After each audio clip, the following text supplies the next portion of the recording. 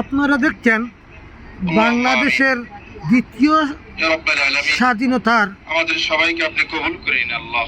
অন্যতম রূপকার যাকে বলা হয় সেই আবু সঈদের কবর জিয়ারত করছেন বাংলাদেশের প্রধান উপদেষ্টা ডক্টর মোহাম্মদ ইউনূস সহ ওনার আরও সঙ্গী সাথীরা এবং ঊর্ধ্বতন কর্মকর্তারা। আল্লাহ তার জীবনের সকল গুনাহগুলো মাফ করে দিন আল্লাহ, তাকে জান্নাতের উচ্চ মাকাম তুমি দান করে দাও। বাংলাদেশের দ্বিতীয় স্বাধীনতার অন্যতম রূপকার যে নিজে থেকে প্রাণ দিয়েছে মোহাম্মদ আবু সঈদ, সেই রংপুরের কবরস্থানে শায়িত রয়েছেন। তার কবর জিয়ারত করছেন বাংলাদেশ প্রধান ডক্টর মোহাম্মদ ইউনূস।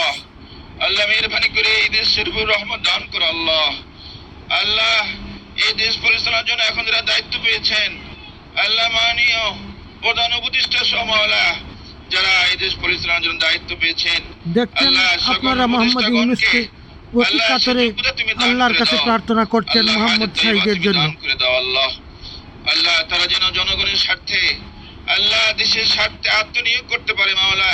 আমি আব্দুল মুনির তাবাদার আপনাদেরকে এই দৃশ্য তুলে ধরছি। বর্ষণ করো আল্লাহ, তোমার দয়ার আচ্ছা চাদর দিয়ে তাদেরকে তুমি আল্লাহ ঢেকে দাও আল্লাহ।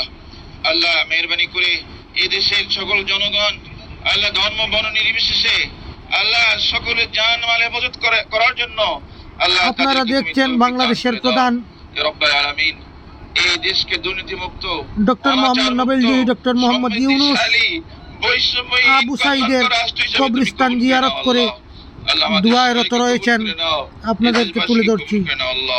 সাল্লাল্লাহু তাআলা আলা খায়রি খালকি মুহাম্মদ ওয়া আলা আলিহি ওয়া আসহাবিহি আজমাইন আমিন বিরহমাতিকা ইয়া আরহামার রাহিমিন।